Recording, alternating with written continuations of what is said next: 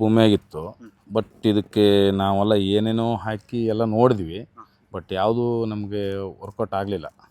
ಕೊನೆಗೆ ಆಶೀರ್ವಾದ ಅಂತ ಒಂದು ಸಾವಯವ ಗೊಬ್ಬರ ಕೊಟ್ಟರು ನಮಗೆ. ಅದರಿಂದ ಏನಾದರೂ ಒಂದು ಎಫೆಕ್ಟ್ ಏನಾದ್ರು ಕೊಡ್ತೈತೆ ಅಂತ ನೋಡ್ತಿದ್ವಿ. ಅದು ಅದನ್ನು ಹಾಕಿದ ಮೇಲೆ ನನ್ನ ಗಿಡ ಬಗ್ಗೆ ಒಂದು ಇನ್ನೊಬ್ಬರಿಗೆ ಒಂದು ಮಾದರಿಯಾಗಿ ಹೇಳಬೇಕು ಅನ್ನೋ ಇದು ಬಂತು ನಮಗೆ. ಬಂಜರು ಭೂಮಿಯಲ್ಲೇ ಇಷ್ಟು ಚೆನ್ನಾಗಿ ಬಂದಿದೆಯಾ ಸರ್? ಬಂಜರು ಭೂಮಿ ಸ್ಟಾರ್ಟಿಂಗ್ ಇತ್ತು ಅದು.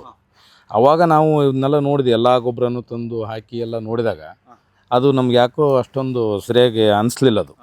ಅವಾಗ ಏನಾಯಿತು, ನಮ್ಗೆ ಈಗ ಸಾವಯವ ಗೊಬ್ಬರ ಇದೊಂದು ಆಶೀರ್ವಾದ ಚೆನ್ನಾಗಿದೆ ಅನ್ನೋದೊಂದು ಯಾರೋ ಹಿಂಗೆ ಹೇಳಿದರು. ಆವಾಗ ನಮಗೆ ಒಂದು ಸ್ವಲ್ಪ ಅದನ್ನು ತಂದು ಈಗ 2 ವರ್ಷದಿಂದ ಹಾಕಿದ ಮೇಲೆ ನನ್ನ ತೋಟದಲ್ಲಿ, ನನ್ನ ಗಿಡದಲ್ಲಿ ಏನೋ ಒಂಥರ ನಮ್ಗೆ ಚೇಂಜಸ್ ಕಾಣ್ತು. ಅದ್ರ ಬಗ್ಗೆ ನಮಗೀಗ ಒಂದು ನಂಬಿಕೆ ಬಂದಿದೆ. ಬರೀ 4 ವರ್ಷಕ್ಕೆ ಇಷ್ಟು ಚೆನ್ನಾಗಿ ಹೌದೌದು, 4 ವರ್ಷ. ಇದು 4 ವರ್ಷ ತುಂಬಿ 5ನೇ ವರ್ಷಕ್ಕೆ ಬಿದ್ದಿದೆ ಇದು. ಸಾವಯವ ಗೊಬ್ಬರ ಯಾರ್ಯಾರು ಬಳಸ್ತಿದ್ರು ಆಶೀರ್ವಾದ, ಅವ್ರದ್ದೆಲ್ಲ ರೋಗ ಬಾಧೆ ಎಲ್ಲ ಕಡಿಮೆ ಆಗಿದೆ ಅಂತ ಬಿಟ್ಟು? ಹೌದು, 100% ಕಮ್ಮಿ ಆಗಿದೆ. ಇದೆಯಲ್ಲ, ಇದು ಈಗಲ್ಲ, ನಮ್ಮ ಪ್ರತಿಯೊಂದು ಇದರಲ್ಲಿ ಈ ಕಪ್ಪುದು ಇದ್ದರೆ ನುಸಿಗಳ ಕಾಟ.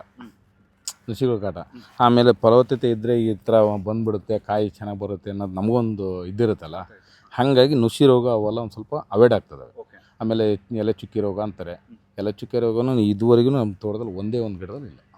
ಸಾವಯವ ಗೊಬ್ಬರ ಹೌದೌದು 100%. ಅದೊಂದು ಬಿಟ್ಟರೆ ನಾವು ಯಾವುದೂ ಹಾಕ್ತಾನೇ ಇಲ್ಲ.